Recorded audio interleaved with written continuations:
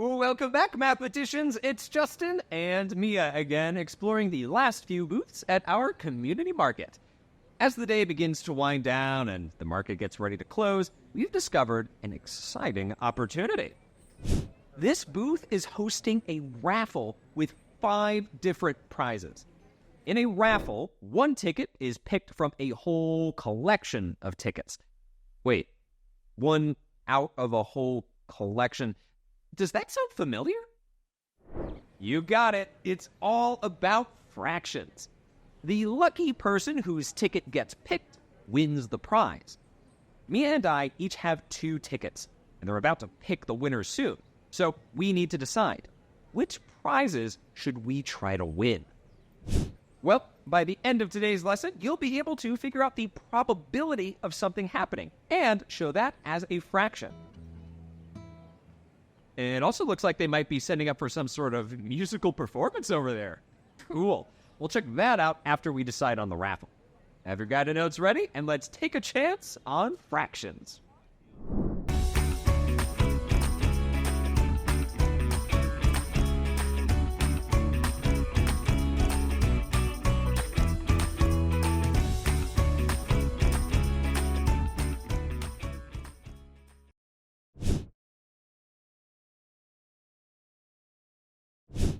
So, the raffle has 5 different prizes available.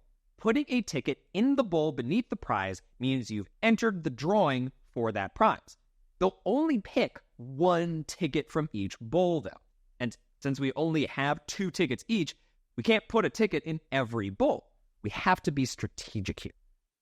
Now, let's take a peek at how many tickets are in each bowl. The microscope has 5 tickets so far. The ukulele has 12 tickets. The remote control car has 27 tickets. The pickleball set has 3 tickets. And the pool float has 8 tickets. Based on the number of tickets for each prize, where could we put our tickets have the best chance of winning?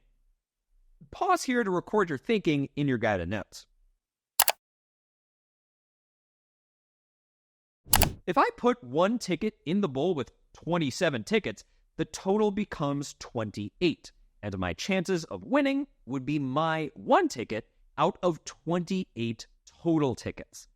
This is called probability. It's the chance that something will happen. The probability of something happening can also be represented as a fraction. What fraction matches the probability of me winning this raffle prize? 1/28. That's a lot of other tickets that could be picked instead of mine. But what if I put a ticket in the bowl with 12 tickets? That would bring the total to 13 tickets, making my winning probability 1 out of 13, or 1/13. Still quite a few other tickets that could be picked here. Are there any other prizes where I may have a better chance of winning? Putting a ticket in the bowl with only 5 tickets increases the total to 6, which means my chances of winning improve to 1 out of 6, or 1/6. That seems like a better probability. Take a moment to record the fractions that match the probability of winning if I were to put 1 in the bowl with 3 tickets and 1 in the bowl with 8 tickets.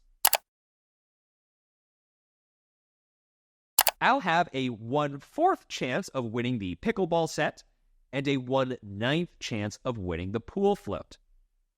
A 1 in 4 chance of having my ticket picked. That sounds pretty good. So, how do these probabilities relate to what we already know about fractions? Why am I more likely to have my ticket picked with a probability of 1/4 compared to 1/28? It's all about the number of parts or pieces in the whole. The more pieces or tickets, the less likely I am to have my ticket picked. The fewer pieces or tickets, the better my chance or the higher my probability. Like how 1/4 is greater than 1/28. It's a bigger piece of the whole. Ooh, Mia, it's just about time for that musical performance. We're going to need to pick where we're going to put our raffle tickets and then head over to find a good seat.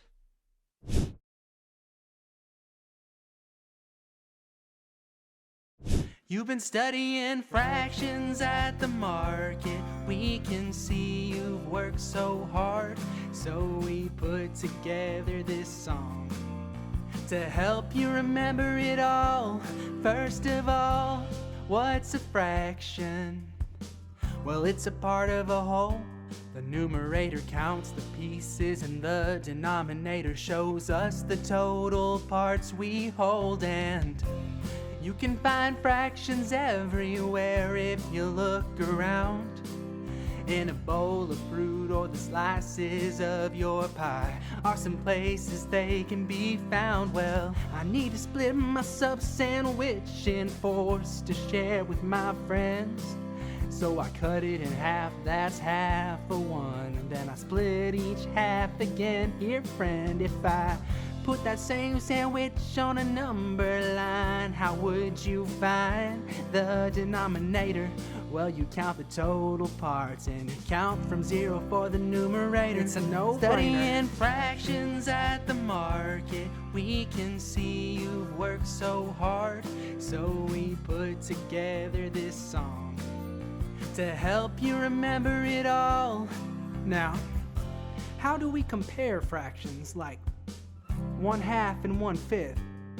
Well, the more pieces we divide something into, then the smaller the size each piece gets. So 1/2 is bigger than 1/5, and 1/4 is bigger than 1/6.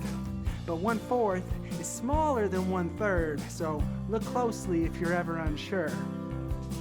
And sometimes the numbers are different, but the fraction's still the same. Like 1/4 of a pizza pie and 2 slices out of 8, okay. And 1 out of 2 and 2 out of 4 both make it half. But if you're ever unsure, you can always put fractions on a number line or compare them based on size. Alright, studying fractions at the market, we can see you've worked so hard. So we put together this song to help you remember it all.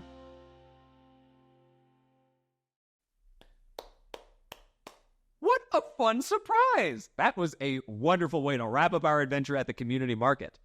Ooh, and now they're announcing the raffle winners.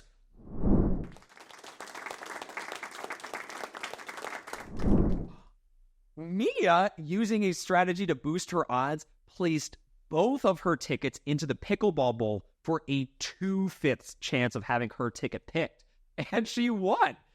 As for me, I spread my tickets among the prizes with the next best odds, and even though I didn't win this time, that's totally okay. It was a great chance to see math in action. Even with good odds, winning isn't always a sure thing in games of chance. It's all about probabilities, not guarantees. But hey, seeing Mia win and learning from the experience, I'd say we still had quite the lucky day, didn't we, Mia? So, what have we learned today, besides the fact that the community market provided the perfect place for practicing fractions? Well, now you know that fractions aren't just numbers on a piece of paper. They're part of our everyday lives and can even help us make decisions. Be sure to complete the practice questions and extension activities that go with this lesson to get more practice with fractions and probability. This is our fractions wrap-up lesson, which means the practice levels will review everything we've learned about fractions throughout the unit. There's an activity in the PDF to help you reflect on your progress and to decide if there are any lessons you'd like to revisit before the unit assessment. You can review any of the lessons at any time because in math, as in life, practice makes progress. Keep exploring, keep questioning, and keep enjoying the journey of learning. I'll see you next time. Hey!